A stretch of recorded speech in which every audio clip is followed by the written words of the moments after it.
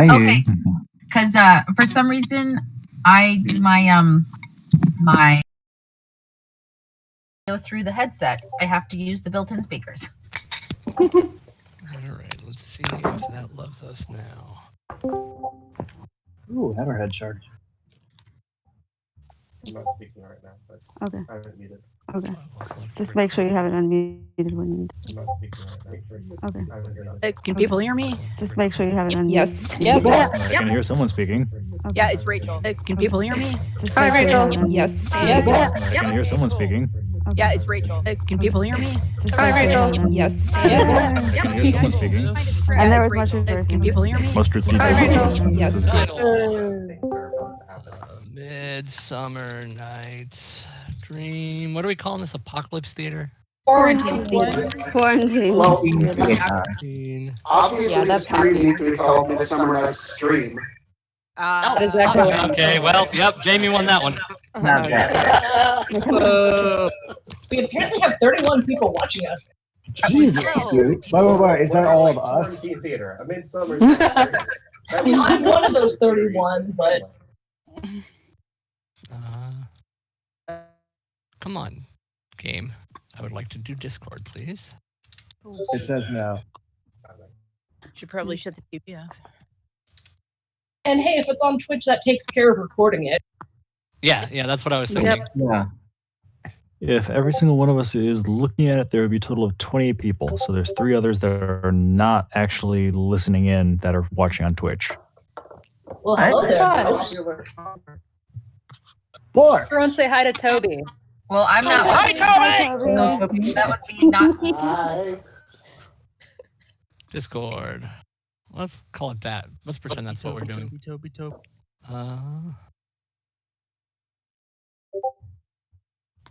Since we're on stream, do we want a moratorium on swearing or just to cover our butts with whatever it's labeled? No. I mean, Nah. I think No, profanity in it. I think we should just afraid. I just want to make sure that Here says way dirtier things than any 4-letter word. So I'm not planning to monetize it. Shakespeare's not very clean. I just don't want our lovely streamer to get in trouble with Twitch. So. Well, so this is also going to mutual stream to Facebook, by the way. So. Coronavirus than to add it to my language right now. I think so long as we're all just like reading the script. Also, yeah, we're just reading the script. Like, I'm just going to point out that the word "ass" appears in the script many, many times. It many, does. many. That's like a What happens swear. at the bottom? He gets a great ass head. Point made. Peach? Do we have an official Twitch that we are streaming this to? I'm streaming it to my Twitch, which is nice and easy. And I'll get it. I'm streaming it to Twitch and to Facebook at the same time. So. Your connection will... Is that the Reflecting Pond one there, or? What's that? I'm trying to figure out what Twitch channel it is because I do not know you, sadly. Oh yeah, no, that's fair. That's fair. Let me. I posted it to my Facebook as well. Oh, why? And you posted the Discord to Facebook. I did not see the Twitch. Yeah. The link is just on the Discord. So look at the over in backstage coordination. You Cannot Be Real has the Hammerhead Stark, and then directly above that picture there is a link to Reflecting Pond. Or you could just hang out in your bed. Yeah. I recommend muting One, the two, stream one, two. because otherwise it's echo. Discord and the stream. Do the Twitch on the thing, yeah. All right, let me grab my Twitch monitor really quick, and I'll be right back. So when we officially go like I didn't catch that audio, Sagan. when are we going to officially start? I suspect once we've gotten all the mechanical glitches worked out. Test ABC. Okay. Yeah. Oh, I mean, sorry. Oh, am I the director? You should. Obviously. You are the doctor. This is your thing. Get your hat.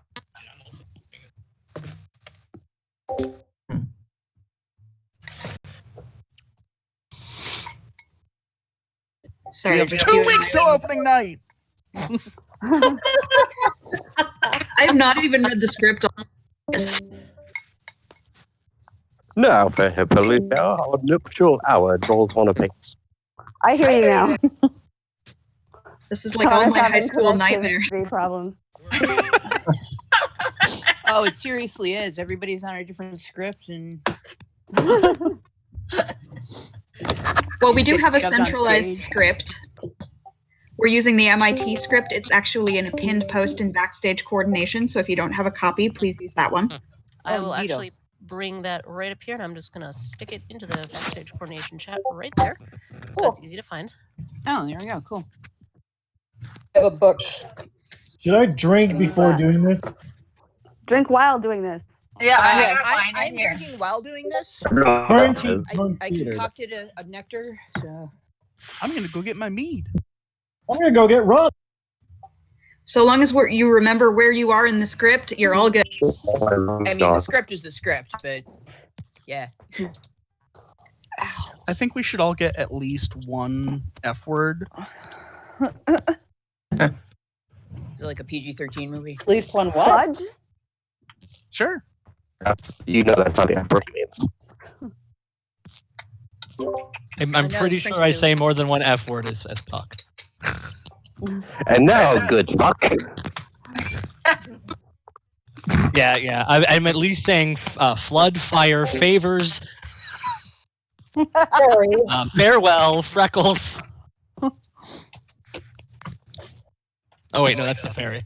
I mean, are we I know how to read scripts, y'all. Okay. Oh, this is gonna go great. we could just see how many times someone says fuck instead of puck. I mean, True. it will happen. Put that I on mean, the you card. quickly adopted beef as the standard hashtag. Yeah, we like armies up in here. We have the meats. Where's the beef? All right, are we all set up as far as various technical stuff is concerned? Y'all can hear me, right? My Twitch stuff is I can hear you. I can hear you. Okay. Someone says that I someone was saying something was not working. I didn't catch what it was. Guys, I have sad news. Yes. I'm breathing. I have no more rum. Who is the heavy breather on the line? Hello. Well, they muted themselves. That helps. Okay. Oh, all I have is cheap wine and triple sec. Crimea River. Oh my. That sounds like a party, though. Yeah. It came out surprisingly good. Crimea River. Oh my. That sounds like a party, though. Yeah. Uh, Oh. I am Try drinking Fireball sake or as per my usual. I'm enjoying a Mountain Dew Energizing Raspberry Citrus Kickstart as a treat. Nice. Nice. Now we're- Sounds like really fairy well food. So earlier, Chris was drinking his chalky milk while killing demons. I don't know what he's getting now, though. We got wine, women, and song over here. So it sounds like we're ready to do intros and stuff. Is that right? Yeah, let's do a sound off alphabetically through. Say your name or what you want to be called, pronouns, and what part you're. Chris is downstairs at the moment, so Are you I don't coming know back if- soon? yeah, he's just getting drunk. Are we going alphabetically by the voice channel? Yep. Let's do that. It'd be the least confusing option, I think. Yeah. Also, The someone's top move echoing. on stage or All right, something. he's back. We can start. Are we going via the cast list or the voice channel? Kind of me are over. Channel. Voice channel, yeah. All right, Okay, so Angel, that- want to kick us off? Hi, can y'all hear me? Yep. Yep. I am Angel. I know UI, and we went to college together. Long story short, and I'm going to be reading Helena.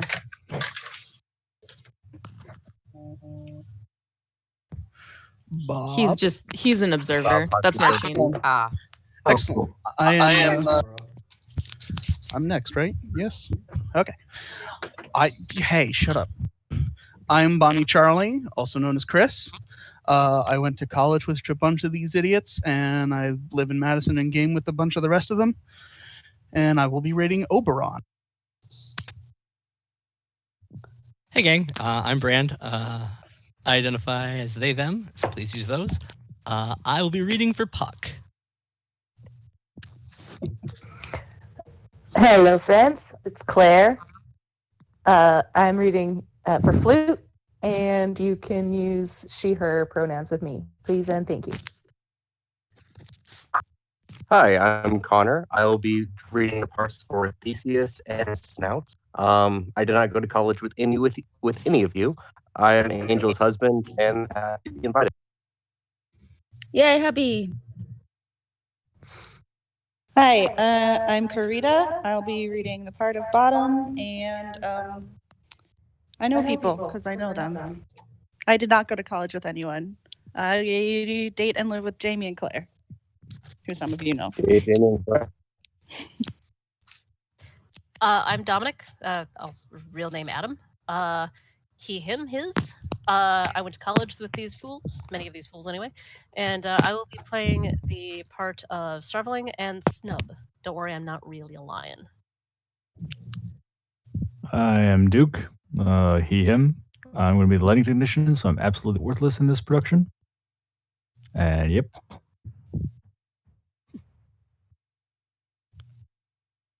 Are the next two just observers? Yep. Yep, I'm just an observer. I'm Jamie. Although, Jamie, if you want to read stuff. I could read stuff. Give me stuff.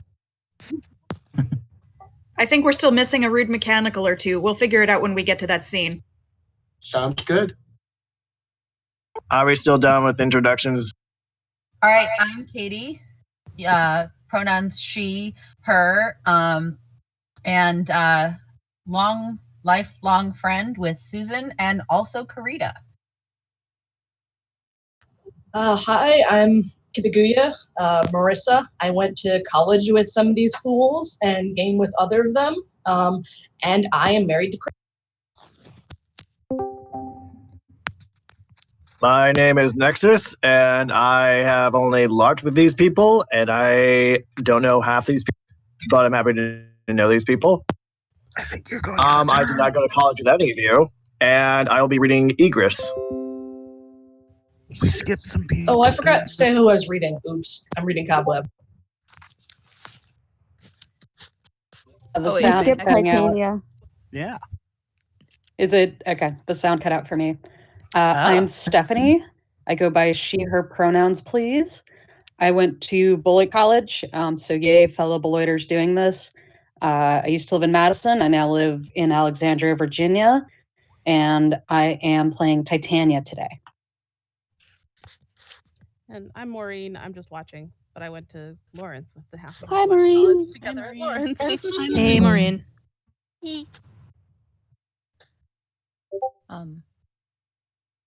Oh, that might put me next. Did Nexus go already?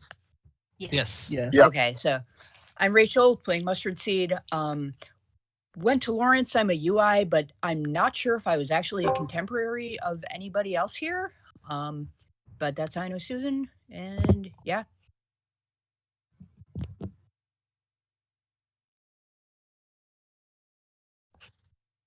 Nick? Moth Sarah, can you hear us? Hi, can you hear me? Yes. Yep. Yes. Hey, my sound's cutting out. Don't know why. I'm Sarah, she, her pronouns. I went to Lawrence and I live in Madison.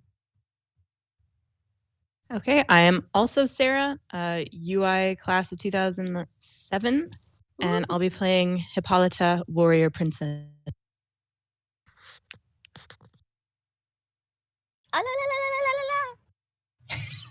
I can't do that, sorry.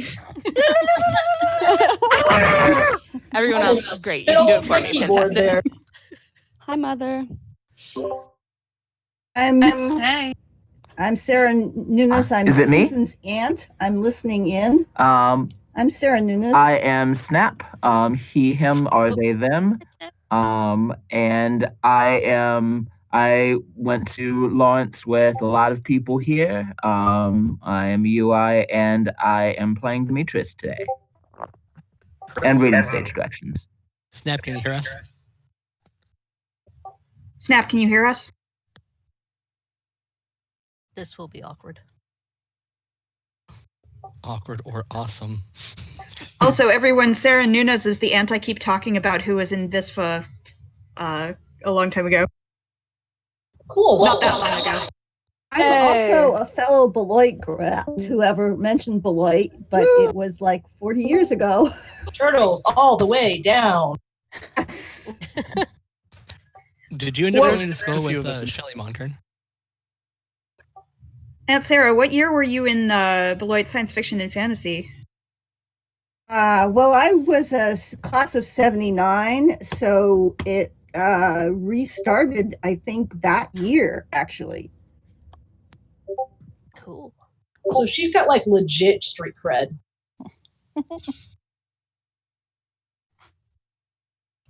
Compared to the rest of us. That's over here. All right, shall we continue Mouseketeer roll call? Can we confirm real quick that Snap can hear us, though? I can hear you. Sounds going in and out. But I can hear right now. Okay, cool. All right, I'm Susan. I know most of you from somewhere or other. She, her, please, and I'll be reading for. And if anyone's the director, it's her. Sorry, you totally cut out when you said your role. Me? Yeah. Hermia. Oh, I think you were Hermia. Yeah, I think I remember that. Oh, my pronouns are she, her, Rachel. Sorry. Although, honestly, I don't care. Okay, Same with I'm Angel. Walter. I knew Susan in high school, and then I went to UIUC. I'll be playing Lysander, he, his. Hi, I'm Meredith. I also went to Lawrence University. I am the UI mother of Susan and Sarah, one of the Sarahs, and I will be playing Peas Blossom. And I was one of those who did this way back in grade school, and I can't wait to be a fairy again.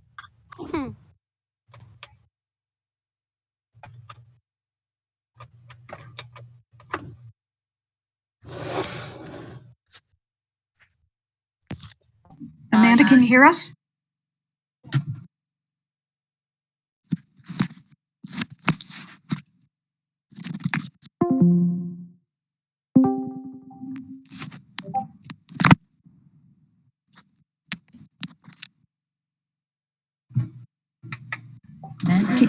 Amanda?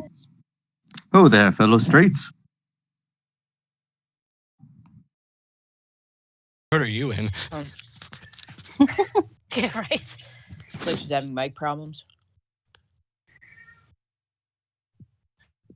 For everybody. One of the cardinal rules of theater. Keep it gay. Okay. That's Amanda. Playing Philostrate, they, them, and says they don't have lines until Act 5, so they have plenty of time to figure. Oh shit, yeah, you leave in the first scene. You just like kind of appear and then quickly go away. Oh, true.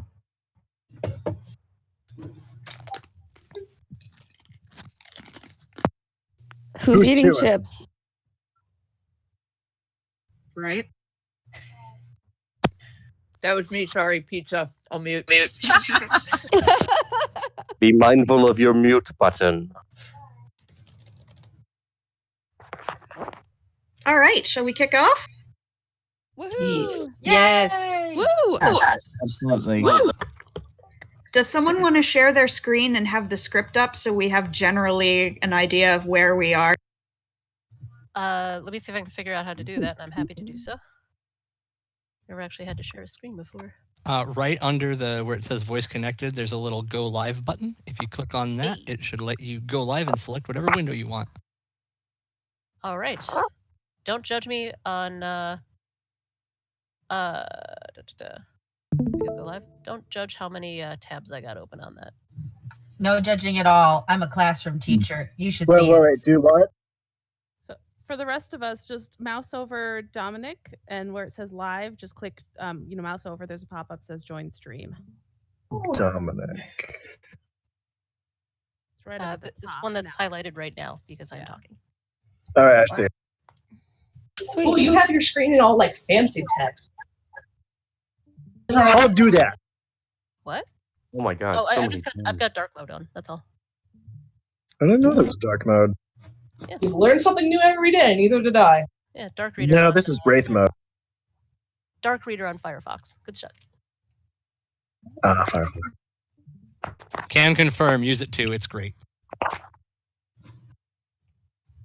All right, Chris, do you want to kick us off with stage directions? I can. So Act 1, Scene 1, Athens, the Palace of Theseus.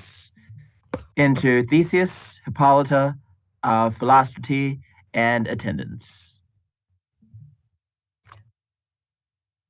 Now, fair Hippolyta, a nuptial hour draws on the pace. 4 happy days bring in another moon. But oh, methinks, how slow this old moon wanes. She lingered, dame or a dowager, long withering out on a young man. 4 days will quickly steep themselves in night. 4 nights will quickly dream away the time. And then the moon, like to a silver bow new bent in heaven, shall behold the night of our solemnities. Go, Philostrate, stir up the Athenian youth to merriments. Awake the pert and nimble spirit of mirth. Turn melancholy forth to funerals. The pale companion is not for our Hippolyta, I wooed thee with my sword and won thy love, doing the injuries. But I will wed thee in another key, with pomp, with triumph, with reveling. Happy be Theseus, a renowned. Thanks, good Aegeus. What news with thee? Full of vexation come I, and with compliment against my child, my daughter Hermia. Stand forth, Demetrius, my noble lord. This man hath my consent to marry her. Stand forth, Lysander, and my gracious duke. This man hath bewitched the bosom of my child. Thou, Lysander, thou hast given her rhymes, and interchanged love tokens with my child. Thou hast by moonlight at her window sung, with feigning voice verses of fanging love, and stolen the impression of her fantasy, with bracelets of thy hair, rings, gauds, and conceits, necks, trifle, nosegays, sweetmeats, messengers of strong prevalient and unhardened youth. With cunning hast thou fletched my daughter's heart, turned her obedience, which is due to me, to stubborn harshnesses. Ay, my gracious duke, be it so she, will it not her before her grace, consent to marry with Demetrius? I beg the ancient privilege of Athens, as she is mine, I may depose of her, which I shall be either of this gentleman or her death, according to our law, immediately provided in that case. What say you, Hermia? Be advised, fair maid. To you your father should be as a god, one that composed your beauties, yea, and one to whom you are but as a form in wax by him imprinted, and within his power to leave the figure or disfigure it. Demetrius is a worthy gentleman. So is Lysander.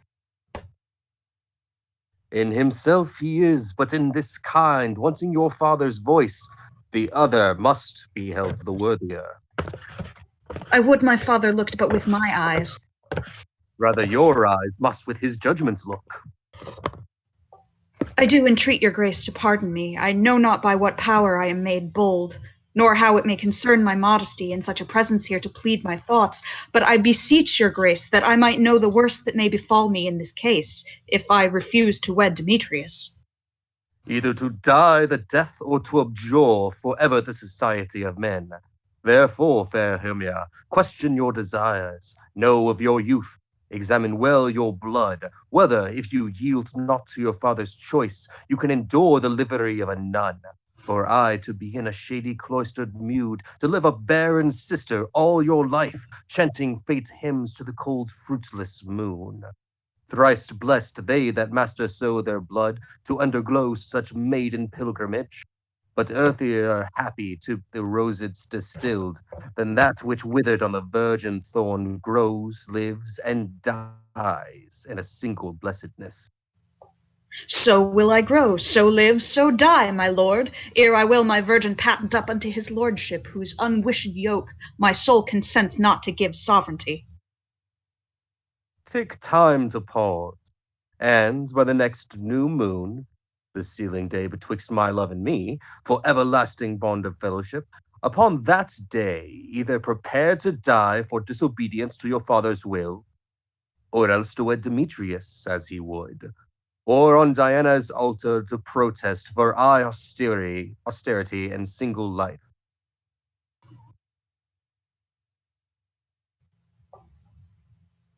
Demetrius?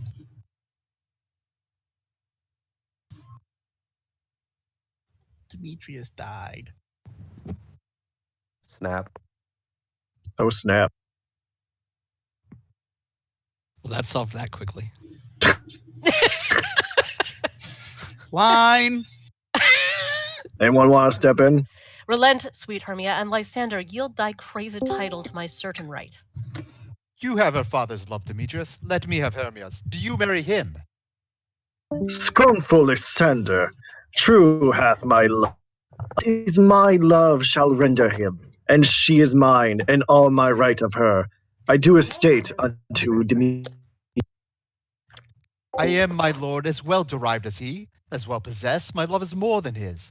My fortunes everywhere as fairly ranked, if not with vantage, as Demetrius is. And which is more than all these boasts can be, I am beloved of beauteous Hermia. Why should not I then prosecute my right? Demetrius, I'll avouch it to his head, made love to Nader's daughter Helena, and won her soul, and she, sweet lady, devoutly dotes in idolatry upon this spotted and inconstant man. I must confess that I have heard so much, and with Demetrius thought to have spoke thereof, but being overfull of self-affairs, and my mind did lose it. But Demetrius, come, and come, Aegeus, you shall go with me. I have some private schooling for you both. For you, fair Hermia, look you arm yourself to fit your fancy to your father's will, or else the law of Athens yields you up, which by no means we shall extenuate, to death or to a vow of single life. Come, my Hippolyta, what cheer, my love? Demetrius and Aegeus, go along. I must employ you in some business against our nuptial, and confer with you or something nearly that concerns us.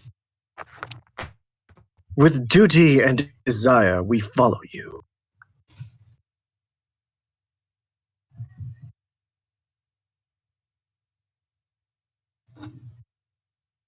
Exudes. All but life. How now, my love? Why is your cheek so pale? How chance the roses there do fade so fast? Belike for want of rain, which I could well beteem them from the tempest of my eyes. Ay me, for aught that I could ever read, could ever hear by tale or history, the course of true love never did run smooth. But either it was different in blood, Oh, cross too high to be enthralled to low. or else misgraft in respect of years. Oh, spite too old to be engaged to young. Or else it stood upon the choice of friends. Oh, hell to choose love by another's eyes. Or if there were a sympathy in choice, war, death, or sickness did lay siege to it, making it a momentary as a sound, swift as a shadow, short as any dream, brief as the lightning in the collied night, that in a spleen unfolds both heaven and earth, and ere a man hath power to say, Behold, the jaws of darkness do devour it up, so quick bright things come to confusion. If then true lovers have been ever crossed, it stands as an edict in destiny. Then let us teach our trial patience, because it is a customary cross, as due to love as thoughts and dreams and sighs, wishes and fears, poor fancy's followers. A good persuasion. Therefore hear me, Hermia. I have a widow aunt, a dowager, of great revenue, and she hath no child. From Athens is her house, remote 7 leagues, and she respects me as her only son.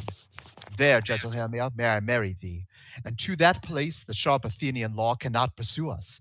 If thou lovest me then, steal forth thy father's house tomorrow night, and in the wood, a league without the town, where I did meet thee once with Helena, to do observance to a morn of May, there will I stay for thee. My good Lysander, I swear to thee, by Cupid's strongest bow, by his best arrow with the golden head, by the simplicity of Venus's doves, by that which knitteth souls and prospers loves, and by that fire which burned the Carthage queen when the false Trojan under sail was seen, by all the vows that ever men have broke, in number more than ever women spoke, in that same place thou hast appointed me tomorrow, truly I will meet with thee. Keep promise. Look, here comes Helena. Enter Helena. Godspeed, fair Helena. Whither away? Call you me fair? That fair again unsay. Demetrius loves your fair, oh, happy fair. Your eyes are lodestars, and your tongue sweet air, more tunable than lark to shepherd's ear. When wheat is green, when hawthorn buds appear, sickness is catching. Oh, were favor so, yours would I catch, fair Hermia, ere I go. My ear should catch your voice, my eye your eye, my tongue should catch your tongue. Sweet melody, were the world mine, Demetrius being baited, the rest I'd give to be to you translated. Oh, teach me how you look, and with what art you sway the motion of Demetrius' heart. I frown upon him, yet he loves me still. Oh, that your frowns would teach my smiles such skill. I give him curses, yet he gives me love. Oh, that my prayers could such affection move. The more I hate, the more he follows me. The more I love, the more he hateth. His folly, Helena, is no fault of mine. None but your beauty. Would that fault?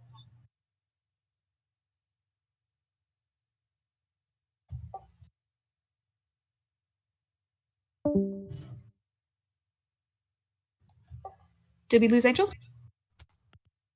Angel's here. It was Hermia. Just in case, I do have someone here. My girlfriend right next to me also would be happy to fill in some. Would like to fill in a bit if someone can't. Sure thing. When did you lose me? Oh no, I've got it again. Okay. Take comfort. He no more shall see my face. Lysander and myself will fly this place. Before the time I did Lysander see, seemed Athens as a paradise to me. Oh, then, what graces in my love do dwell, that he hath turned a heaven unto a hell. Helen, to you our minds we will unfold. Tomorrow night, when Phoebe doth behold her silver visage in the watery glass, decking with liquid pearl the bladed grass, a time that lovers' flights doth still conceal, through Athens' gates have we devised to steal. And in the wood where often you and I upon faint primrose beds were wont to lie, emptying our bosoms of their counsels sweet, there my Lysander and myself shall meet, and thence from Athens turn away our eyes to seek new friends and stranger companies. Farewell, sweet playfellow, pray thou for us, and good luck grant thee thy Demetrius. Keep word, Lysander.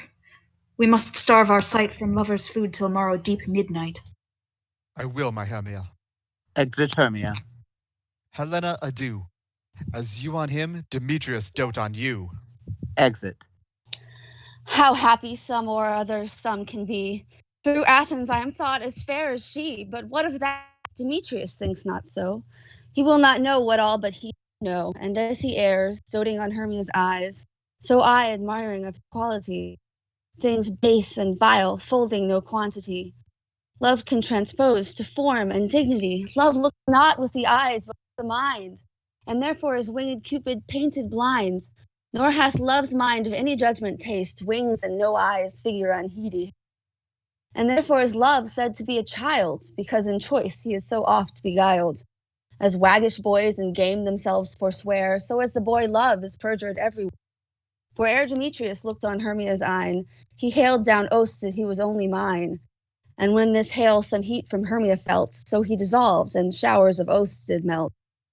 I will go tell him of fair Hermia's flight. Then to the wood will be tomorrow night, pursue her, and for this intelligence, if I have thanks, it is a dear expense.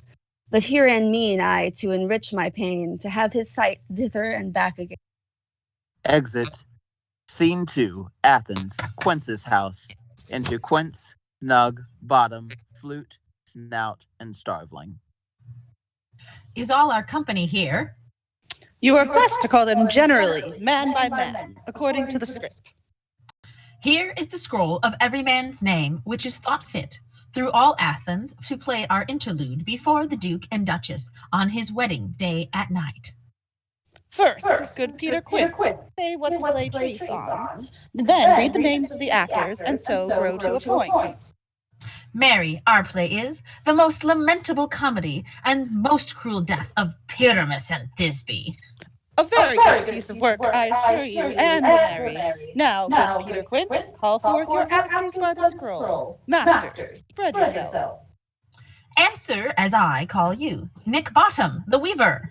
Ready. Name what part I am for, and proceed.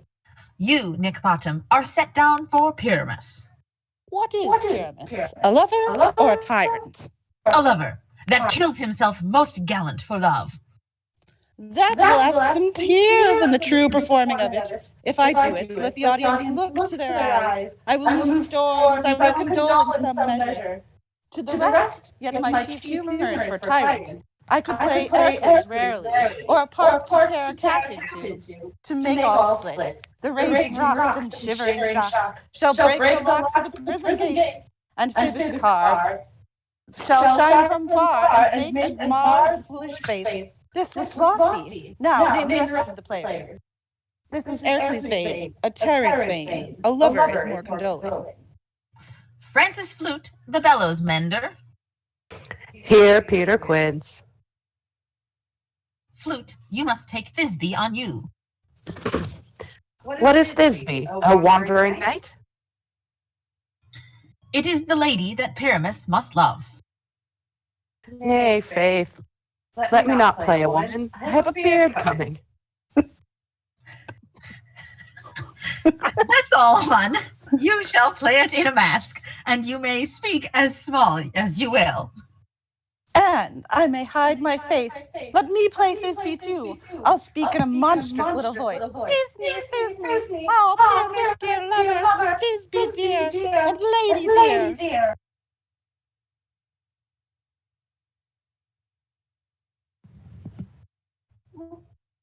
Line. Did we lose Quince? Folks may be trying to figure out the. I was just trying to figure out the echo. Oh, okay. Claire's gonna move. Yep. Yeah, the echo's coming from Soul McCore's side. McCore is too powerful. It's true. All right. They and all of their bannermen can show up. No, you must play Pyramus, and Flute, you Thisbe. Well, proceed. Robin Starveling, the tailor. Here, Peter Quince. Robin Starveling, you must play Thisbe's mother. Tom Snout, the tinker. Here, Peter Quince. You, Pyramus' father. Myself, Thisbe's father. Snug, the joiner. You, the lion's part. And I hope here is a play fitted. Have you the lion's part written? Pray you, if it be, give it to me, for I am slow of study. You may do it extempore, for it is nothing but roaring. Let me play the lion too. I will roar, that I will do any man's heart good to hear me. I will roar, that I shall make the Duke say, let him roar again, let him roar again. And you should do it too terribly. You would fright the Duchess and the ladies, that they would shriek, and that were enough to hang us all. That will hang us. Every mother's son. I grant you, friends. If you should fright the ladies out of their, they should have no more discretion but to hang us. But I will aggravate my voice, so that I will roar as gently as any sucking dove. I will roar you and twir any nightingale. You can play no part but Pyramus, for Pyramus is a sweet-faced man, a proper man, as one shall see in a summer's day, a most lovely gentleman-like man. Therefore you must needs play Pyramus. Well, I will undertake it. What beard were I best to play it in? Why, what you will. I will discharge it. Either your straw-colored beard, your orange tawny beard, your purple and grain beard, or your French crown color beard, your perfect yellow. Some of your French crowns have no hair at all, and then you will play barefaced. But masters, here are your parts. and I am to entreat you, request you, and desire you to con them by tomorrow night, and meet me in the palace wood, a mile without the town, by moonlight. There will we rehearse, for if we meet in the city, we shall be dogged with company, and our devices known. In the meantime, I will draw a bill of properties, such as our play wants. I pray you, fail me not. We will meet, and there we may rehearse most obscenely and courageously. Take pains, be perfect. Adieu. At the Duke's Oak we meet. Enough. Hold or cut bowstrings. Exeunt. Act 2, Scene 1, a wood near Athens. Enter from opposite sides Fairy and Puck. How now, spirit? Whither wander you?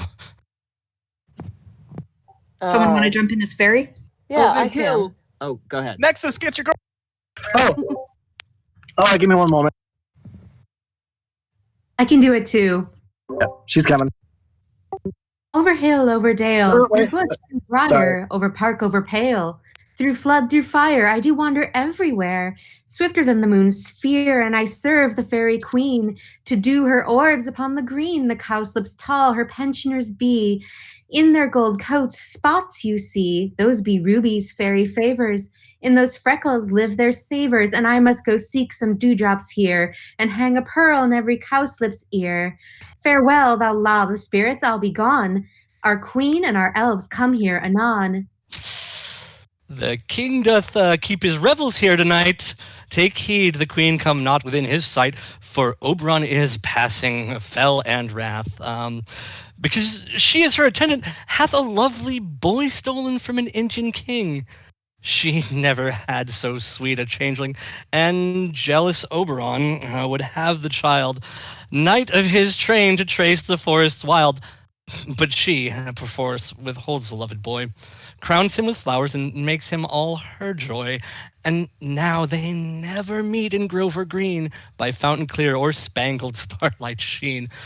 But they do swear that all their elves, for fear, creep into acorn cups and hide them there. Either I mistake your shape in making quite, or else you are that shrewd and knavish sprite called Robin Goodfellow. Are not you he that frights the maidens in the villagery, skim milk and sometimes labor in the quern, and bootless make the breathless housewife churn, and sometime make the drink to bear no barm? Mislead night wanderers, laughing at their harm, those that hobgoblin call you, and sweet Puck. You do their work, and they shall have good luck. Are you not he? Thou speakest right. I am that merry wanderer of the night. I jest to Oberon and make him smile, when I a fat and bean-fed horse beguile, neighing in likeness of a filly foal, and sometimes lurk I in a gossip's bowl, in very likeness of a roasted crab, and when she drinks against her lips, I bob, and on her withered dewlap pour the ale. The wisest ant telling the saddest tale. Sometimes for 3-foot stool mistaketh me, then slip I from her bum, down topless she, and Taylor cries and falls into a cough, and then the whole choir hold their hips and laugh, and waxen in their mirth and knees, and swear and merrier hour was never wasted there. But room, fairy, here comes Oberon. And my mistress, would that he were gone. Enter from one side Oberon with his train, from the other Titania with hers. Ill met by moonlight, proud Titania.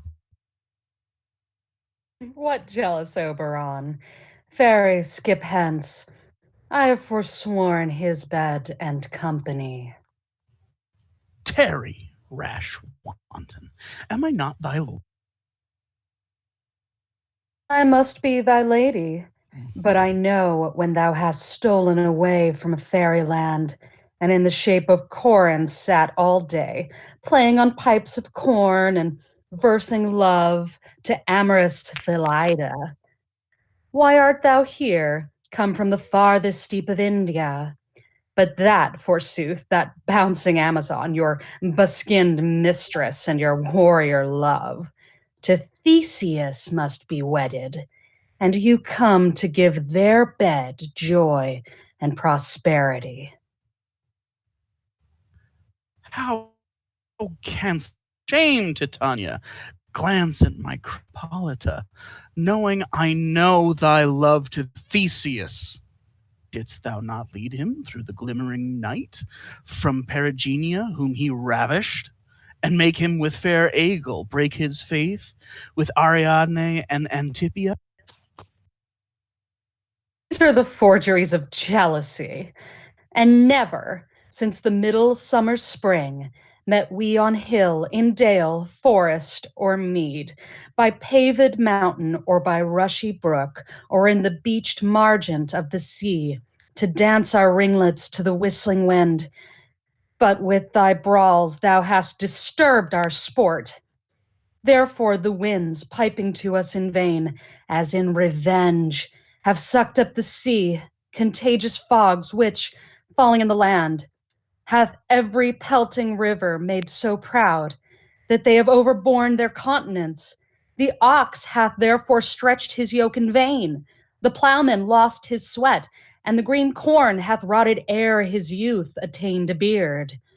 The fold stands empty in the drowned field, and crows are fatted with the Murian flock.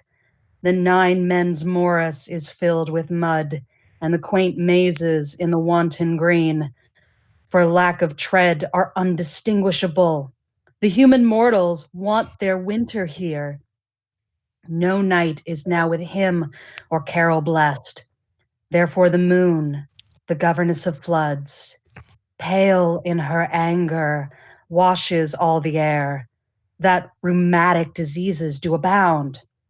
And thorough this distemperature, we see the seasons alter. Hoary-headed frosts fall in the fresh lap of the crimson rose, and on old Hime's thin and icy crown, as an odorous chaplet of sweet summer buds, is, as in mockery, set.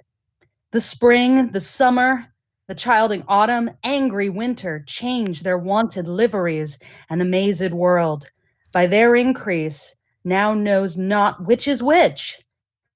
And this same progeny of evils comes from our debate, from our dissension. We are their parents and original. Do you amend it then? It lies in you. Why should Titania cross her Oberon? I do but beg a little changeling boy to be my henchman. Set your heart at rest. The fairyland buys not the child of me. His mother was a vaultress of my order, and in the spiced Indian air by night, full often hath she gossiped by my side, and sat with me on Neptune's yellow sands, marking the embedded traders on the flood.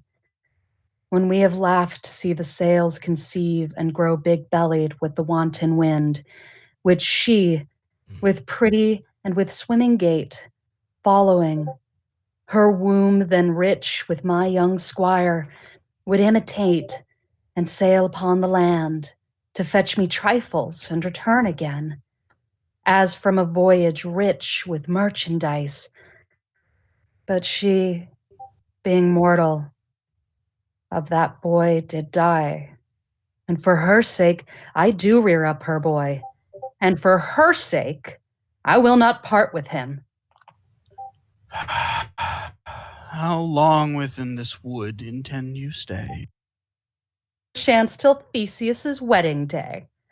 If you will patiently dance in our round and see our moonlight revels, go with us. If not, shun me, and I will spare your haunts. Give me that boy, and I will go with thee.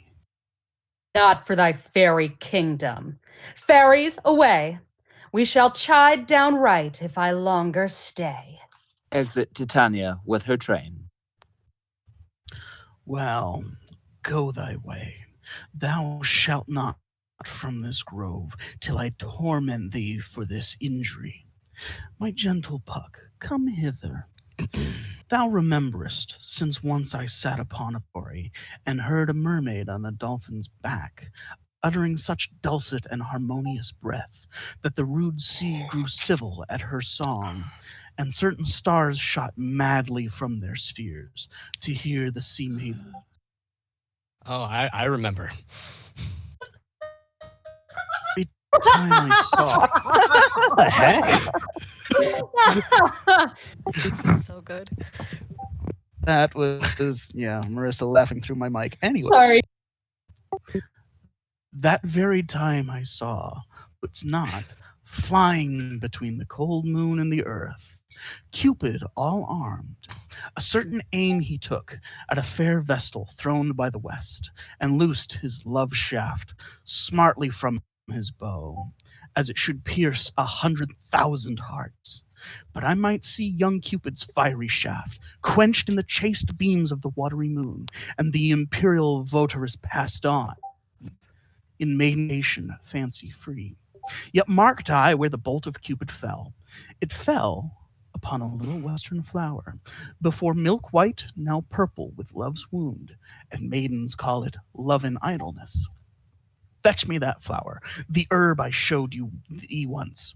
The juice of it on sleeping eyelids laid will make or man or woman madly upon the next live creature that it sees.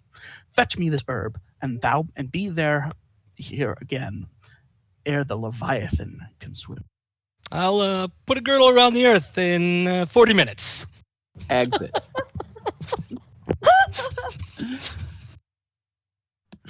Having once this juice, I'll watch Titania when she is asleep, and drop the liquor of it in her eyes. The next thing then she waking looks upon, be it on lion, bear, or wolf, or bull, or on meddling monkey, or on busy ape, she shall pursue it with the soul of love. And ere I take this charm from off her sight, as I can take it with another herb, I'll make her render up her page to me. But who comes here? I am invisible, and I will overhear their conference.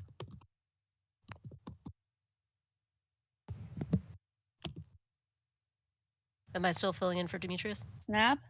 Oh, do I entice you? No, I love thee not. Oh, you're right. I love thee not, therefore pursue me not. Where's Lysander and fair Hermia? The one I'll slay, the other slayeth me. Thou toldst me they were stolen unto this wood, and here am I, and woed within this wood, because I cannot meet my Hermia. Hence get thee gone, and follow me no more. You draw me, you hard-hearted adamant, but yet you draw not iron, for my heart is true as steel. Leave you your power to draw, and I shall have no power to follow you. Do I entice you? Do I speak you fair? Or rather, do I not in plainest truth tell you I do not nor I cannot love you? And even for that, do I love thee? I am your spaniel, and Demetrius, the more you beat me, I will fawn on you. Use me but as your spaniel. Burn me, strike me, neglect me, lose me. Only give me leave, unworthy as I am, to follow you. What worser place can I beg in your love, and yet a place of high respect with me, than to be used as you use your dog? Tempt not too much the hatred of my spirit, for I am sick when I do look on thee. And I am sick when I look not on you. You do impeach your modesty too much to leave the city and commit yourself into the hands of one that loves you not, to trust the opportunity of night and the ill counsel of a desert place with the rich want of your virginity. Your virtue is my privilege, for that it is not night when I see your face, therefore I think I am not in the nor doth this wood lack worlds of company. For you and my respect are all the world. Then how can it be said that I am alone when all the world is here to look on me? I'll run from thee and hide me in the brakes, and leave thee to the mercy of wild beasts. The wildest hath not such a heart as you. Run when you will, the story shall be changed. Apollo flies and Daphne holds the chase. The dove pursues the griffin. The mild hind makes speed to catch the tiger. Bootless speed when cowardice pursues and valor flies. I will not stay thy questions. Let me go. Or if thou follow me, do not believe, but I shall do thee mischief in the wood. Aye, in the temple, in the town, the fields, you do me mischief. Fie, Demetrius, your wrongs do set a scandal on my sex. We cannot fight for love as men may do. We should be wood and were not made to woo. Exit Demetrius. I'll follow thee and make a heaven of hell, to die upon the hand I love so well. Fare thee well, nymph. Ere he do leave this grove, thou shalt fly him, and he shall seek thy love.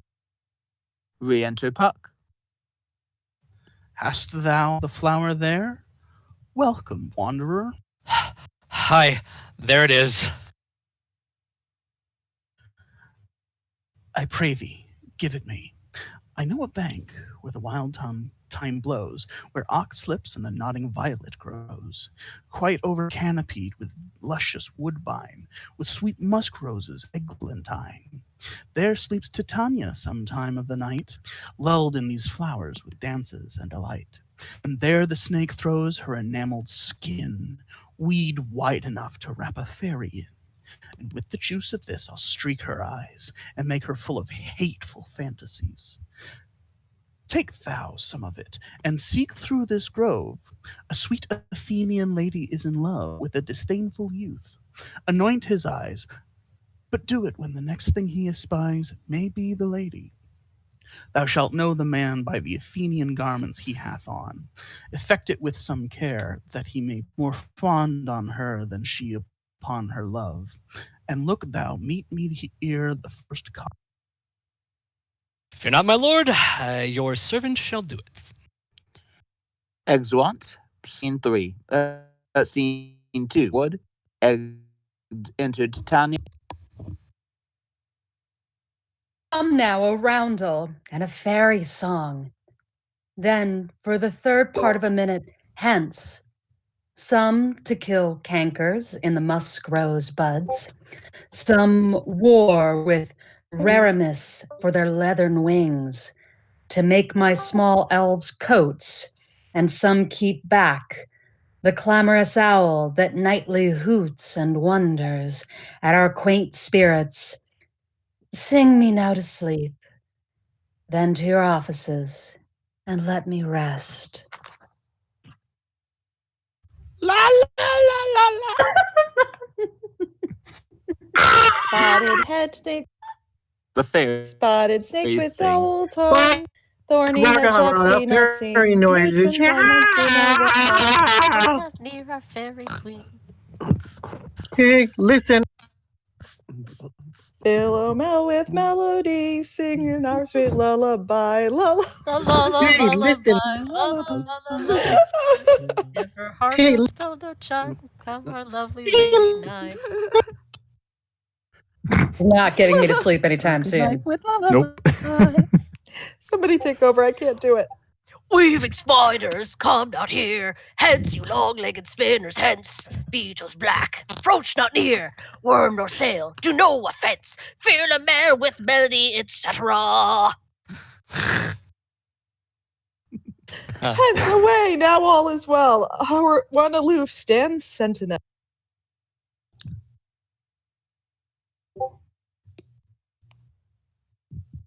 And Titania's eyelids. What thou seest when thou dost wake, for thy for thy true love take. Love and languish for his sake. Be it ounce, or cat, or bear, pard, or boar with bristled hair, in thy eye that shall appear when thou wilt it is thy dear. Wake when some vile thing is. Exit. Enter Lysander and Hermia. Fair love, you faint with wandering in the wood, and to speak troth, I have forgot our way. We'll rest us, Hermia, if you think it good, and tarry for the comfort of the day. Be it so. Lysander, find you out of bed, for I upon this bank will rest my head. One turf shall serve as pillow for us both, one heart, one bed, two bosoms, and one troth. Nay, good Lysander, for my sake, my dear, lie further off yet. Do not lie so near. Oh, take the sense, sweet, of my innocence. Love takes the meaning in love's conference. I mean that my heart unto yours is knit, so that but one heart we can make of it. Two bosoms interchange with an oath, so then two bosoms and one single troth. Then by your side no bedroom me deny, for lying so, Hermia, I do not lie. Lysander riddles very prettily. Now, much beshrew my manners and my pride if Hermia meant to say Lysander lied, but, gentle friend, for love and courtesy, lie further off. In human modesty, such separation as may well be said becomes a virtuous bachelor and a maid. So far be distant, and good night, sweet friend. Thy love ne'er alter till thy sweet life end. Amen, amen to that fair prayer, say I, and then end life when I end loyalty. Here is my bed. Sleep, give thee all his rest. With half that wish, the wisher's eyes be pressed. They sleep. Enter Puck.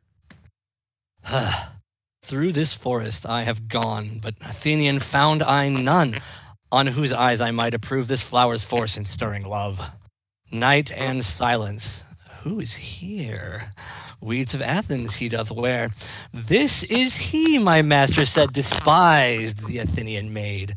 And here the maiden, sleeping sound, on the dank and dirty ground. Pretty soul, she durst not lie near this lack of love, this kill courtesy. Churl, upon thy eyes I throw all the power of this charm doth owe. When thou wakest, let love forbid, sleep his seat on thy eyelid. So awake when I am gone, for I must now to Oberon. Exit.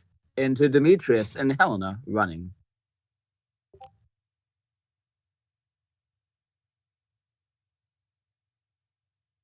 Stay, though thou kill me, sweet Demetrius.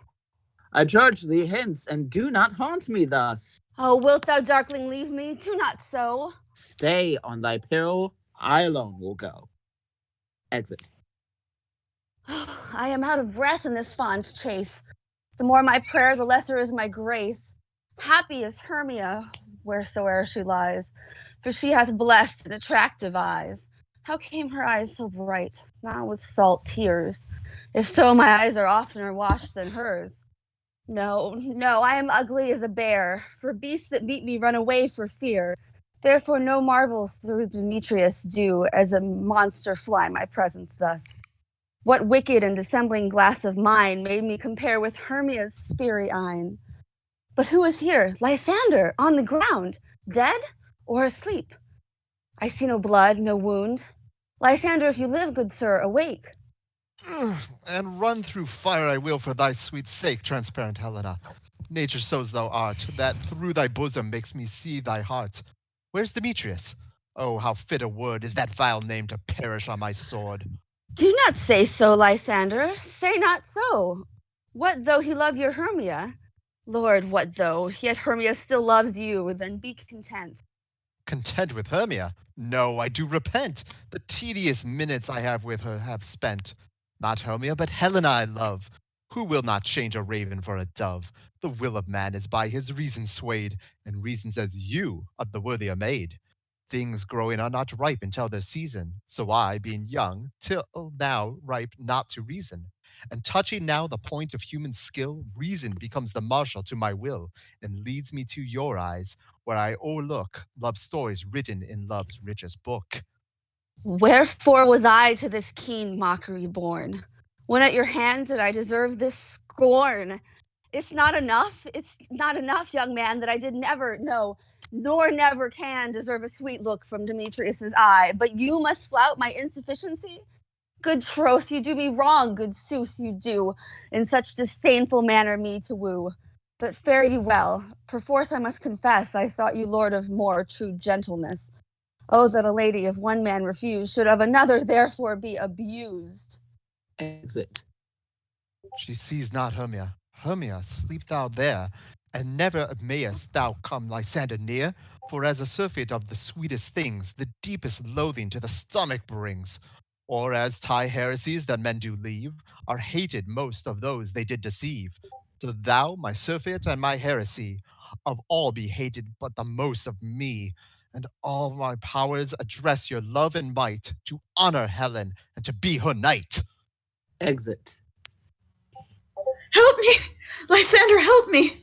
Do thy best to pluck this crawling serpent from my breast. Ah, me, for pity, what a dream was here.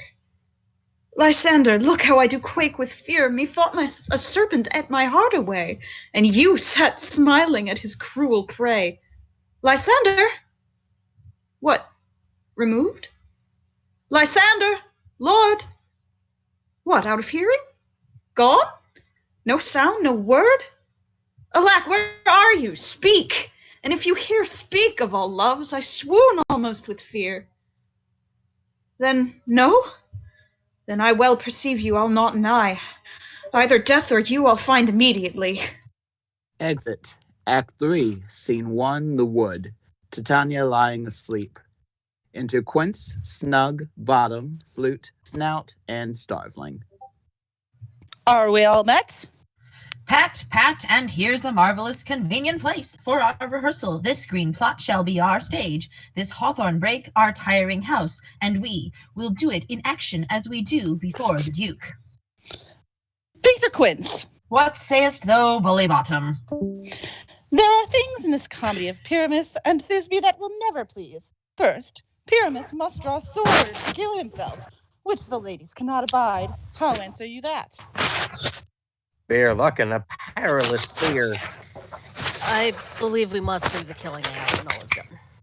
Not a whit. I have a device to make it all well. Write me a prologue, and let the prologue seem to say we will do no harm with our swords, and that Pyramus is not killed indeed. And, for the more better assurance, tell them that I, Pyramus, am not Pyramus, but Bottom, the weaver. This will put them out of fear. Well, we will have such a prologue, and it shall be written in 8 and... No, make it 2 more. Let it be written in 8 and 8. Will not the ladies be afeard of the line? I fear it. I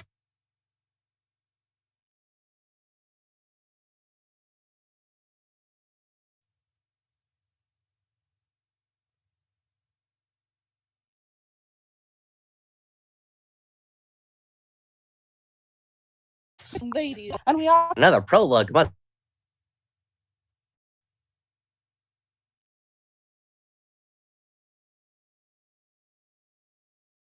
Speak through, saying... Or... I would wish you, or I would request you, or I would entreat you not to fear, not to tremble, my life for yours. If you think I come hither as a lion, it were a pity of my life. No, I am no such thing. I am a man as other men are, and there indeed let him name his name.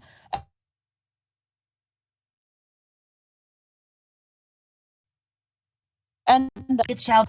There...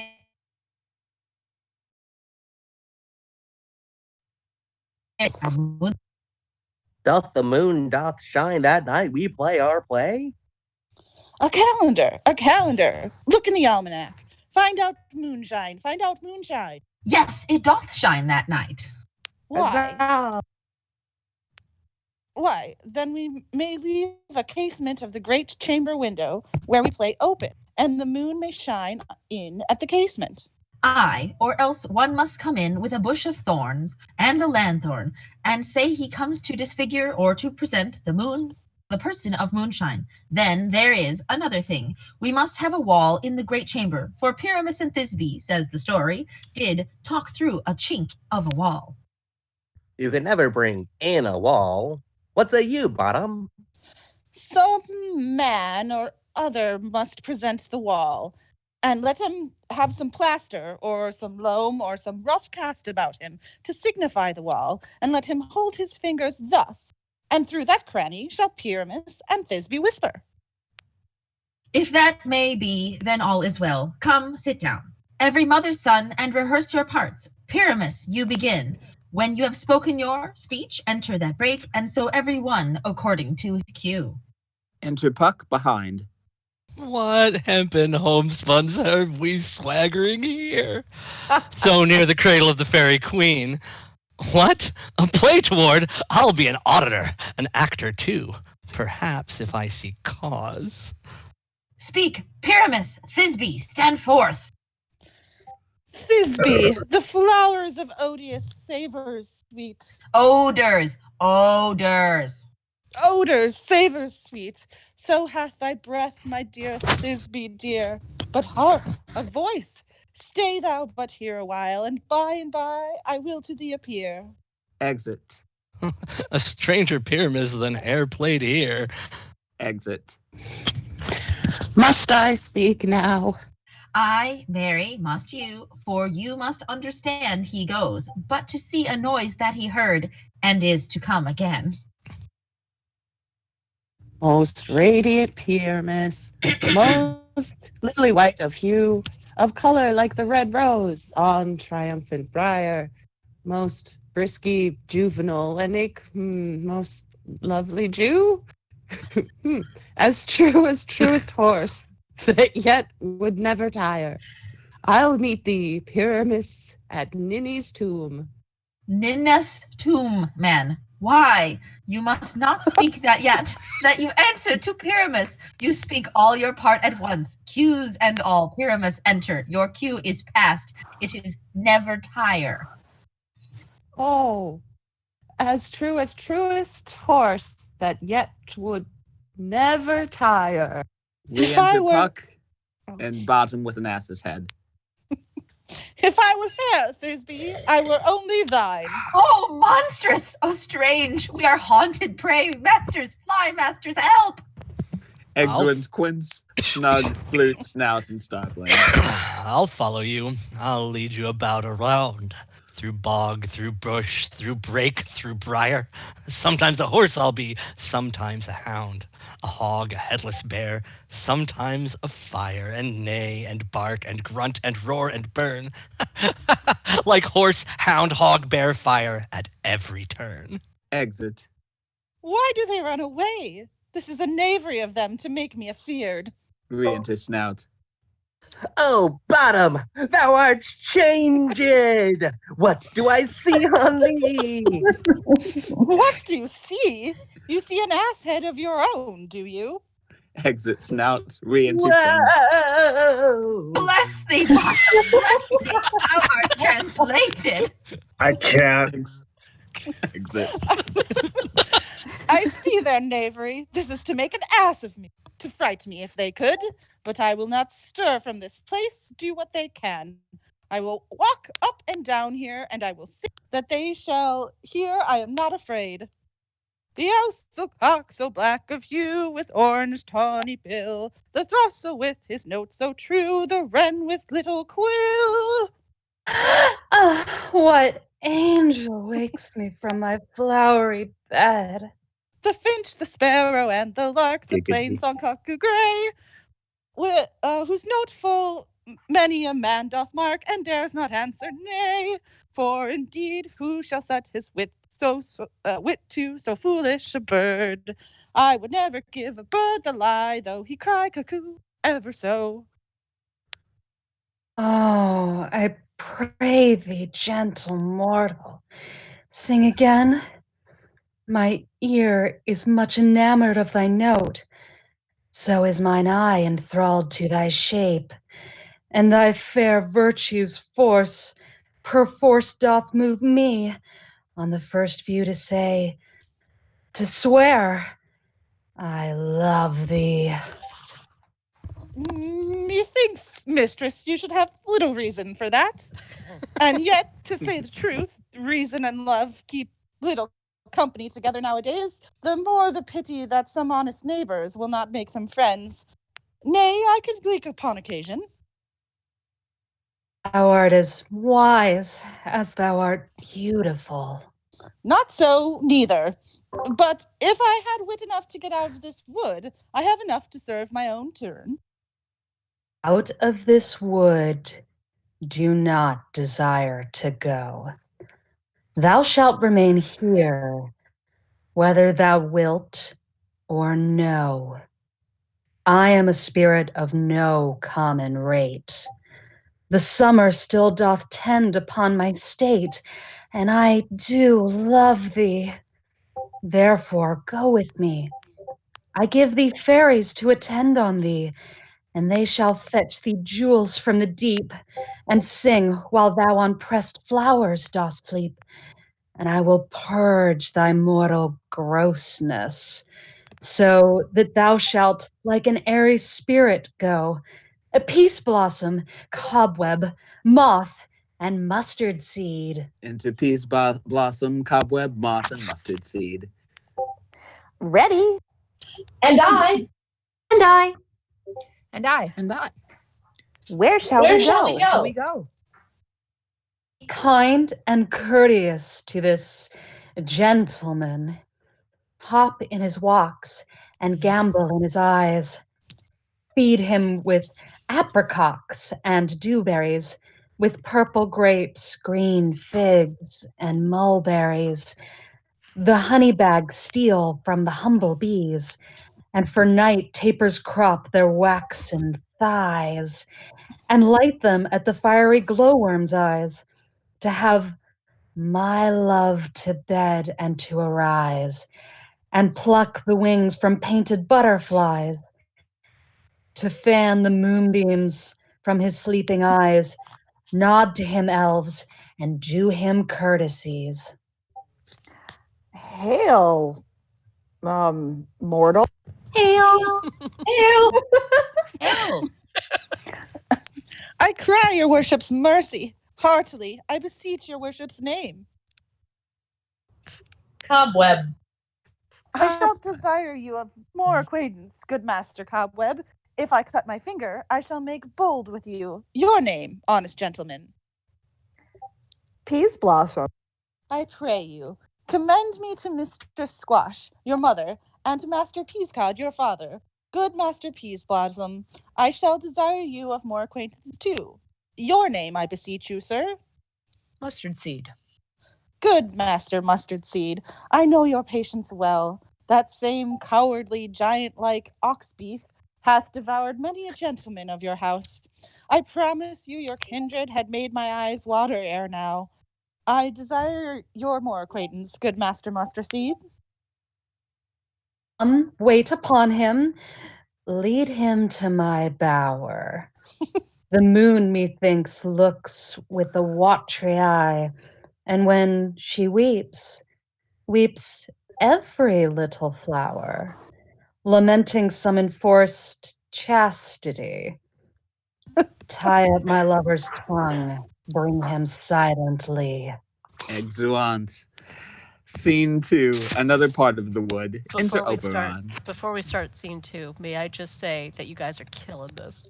Yeah, that was. This is amazing. Agreed. That was This is so much fun. Everybody's having the time of my life. Say hi to my mom. Hello. Hi, Mom. Hi. Hi, Mom. Dork. Good evening, Mother.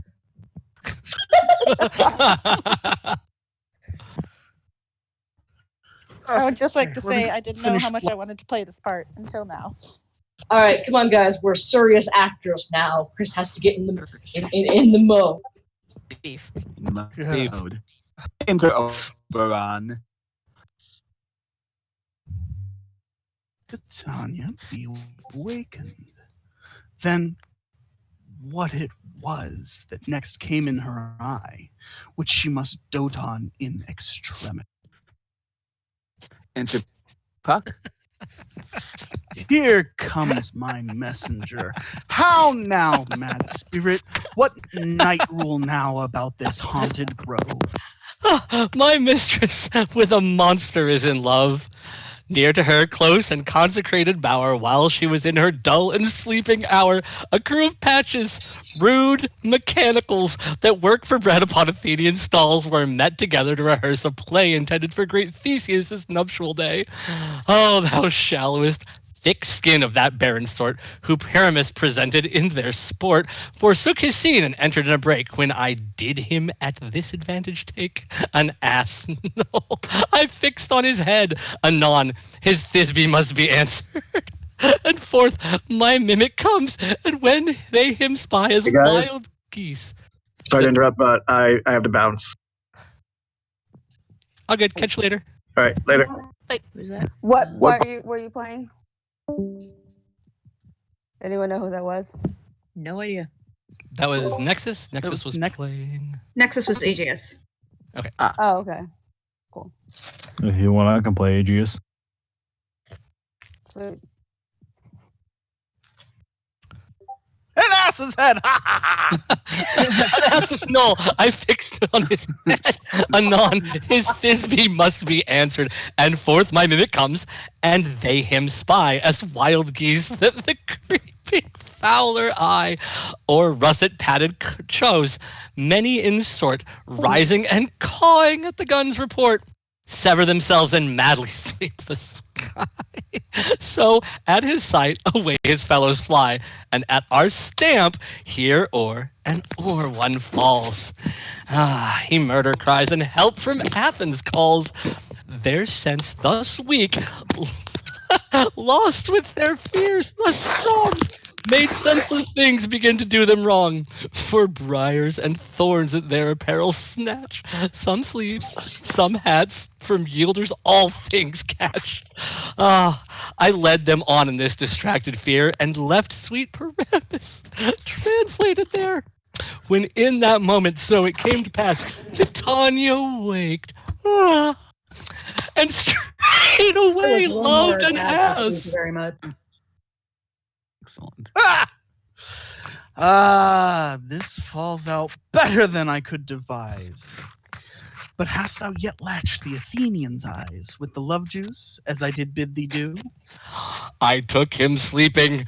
That is finished too, and the Athenian woman by his side, that when he waked, of force she must be eyed. Enter Hermia and Demetrius. Stand close. This is the same Athenian. This is the woman, but not this man. Oh, I rebuke you, him that loves you so. Lay breath so bitter on your bitter foe. Now I but chide, but I should use thee worse. For thou, I fear, hast given me cause to curse, if thou hast slain Lysander in his sleep, being o'er shoes in blood, plunge in the deep and kill me too. The sun was not so true unto the day as he to me. Would he have stolen away from sleeping Hermia? I'll believe as soon this whole earth may be bored, and that the moon may through the centre creep, and so displease her brother's noontide with Antipodes. It cannot be but thou hast murdered him. So should a murderer look, so dead, so grim. So should the murdered look, and so should I, pierce through the heart with your stern cruelty. Yet you, the murderer, look as bright, as clear as yonder Venus in her glimmering sphere. What's this to my Lysander? Where is he? Ah, good Demetrius, wilt thou give him me?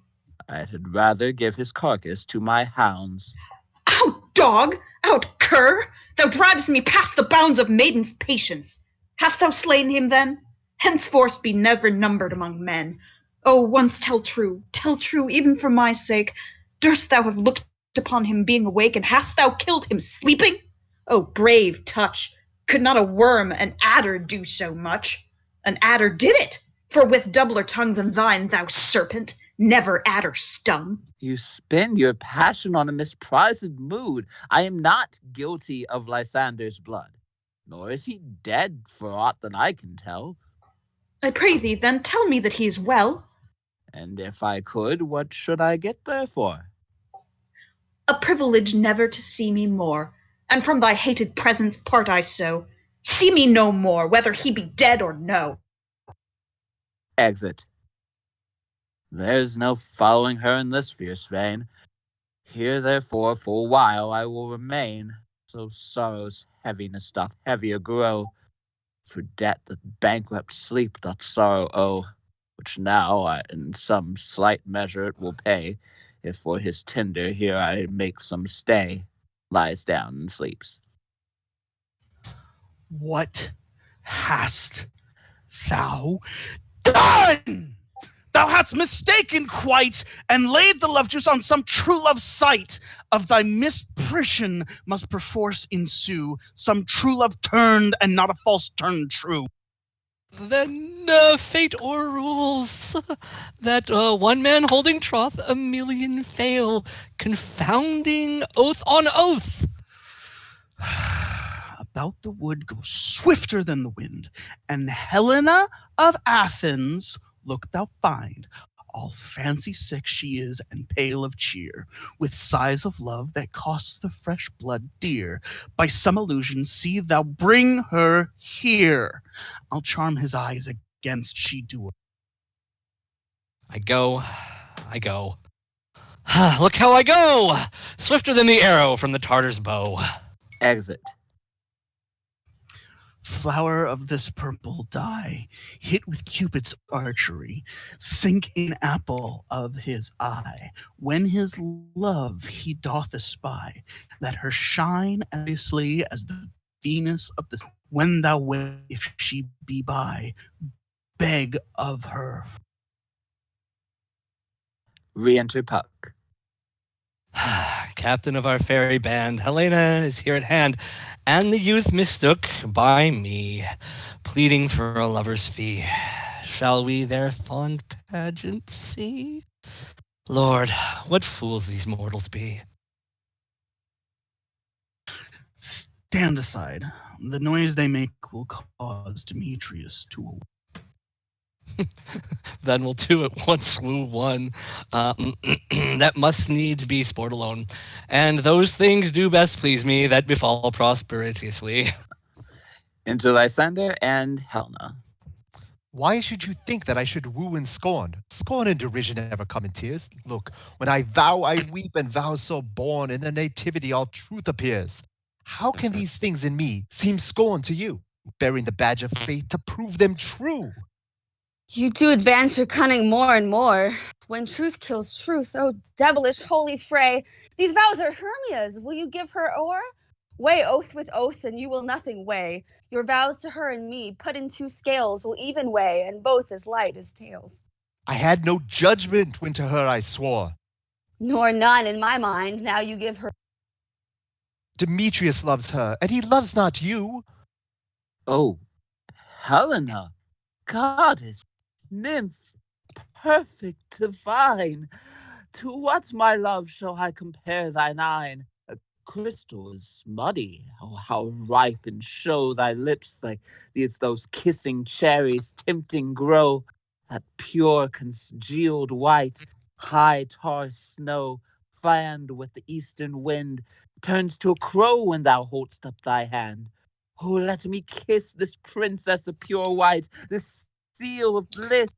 Oh, spite, oh, hell, I see you all are bent to set against me for your merriment. If you were re-civil and knew courtesy, you would not do me thus much injury. Can you not hate me as I know you do? But you must join in souls to mock me too?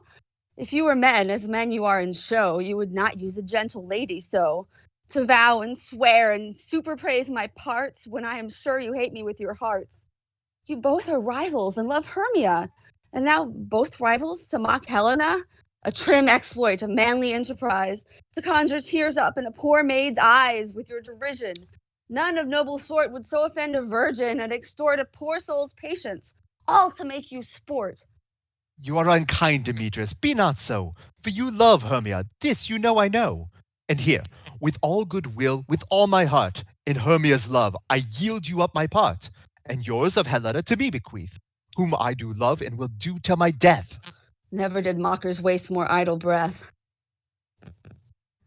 Lysander, keep thy Hermia. I will none. If I loved her, all that love is gone. My heart to her, but as guest wise sojourned. And now to Helen is it all returned, there to remain. Helen, it is not so. Disparage not the faith thou dost not know. As to thy peril thou abide dear. Look, where thy love comes, yonder is thy dear. Re-enter Hermia. Dark night that from the eye his function takes, the ear more quick of apprehension makes, wherein it doth impair the seeing sense, it pays the hearing double recompense. Thou art not by mine eye, Lysander, found. Mine ear, I thank it, brought it me to thy sound, but why unkindly didst thou leave me so? Why should he stay, whom love doth press to go? What love could press Lysander from my side? Lysander's love that would not let him bide, fair Helena, who more engilds the night than all you fiery O's and eyes of light. Why seekest thou me? Could not this make thee know the hate I bear thee made me leave thee so? You speak not as you think. It cannot be. Lo, she is one of this confederacy? Now I perceive they have conjoined all three to fashion this false sport in spite of me. Injurious Hermia, most ungrateful maid, have you conspired? Have you with these contrived to bait me with this foul derision? Is all the counsel that we two have shared, the sisters' vows, the hours that we have spent when we have chid the hasty-footed time for parting us? Oh, is it all forgot? All school days' friendship, childhood innocence? We, Hermia, like two artificial gods, have with our needles created both one flower, both on one sampler, sitting on one cushion, both warbling of one song, both in one key, as if our hands, our sides, voices, and minds had been in. So we grow together, like eye to a double cherry, seeming parted, but yet an union in partition, two lovely berries molded on one stem. So with two seeming bodies, but one heart, two of the first, like coats and heraldry, due but to one and crowned with one crest. And will you rent our ancient love asunder to join with men in scorning your poor friends? It is not friendly, 'tis not maidenly. Our sex as well as I may chide you, though I alone feel the injury. I am amazed at your passionate words. I scorn you not. It seems that you scorn me. Have you not set Lysander as in scorn to follow me and praise my eyes and made your other love Demetrius, who even but now did spurn me with his foot, to call me goddess, nymph, divine and rare, precious, celestial? Wherefore speaks he this to her he hates? And wherefore doth Lysander deny your love, so rich within his soul, and tender me, forsooth, affection, but by your setting on, by your consent? What thought I be not so in grace as you, so hung upon with, so fortunate, but miserable most to love unloved? This you should pity rather than despise. I understand not what you mean by this.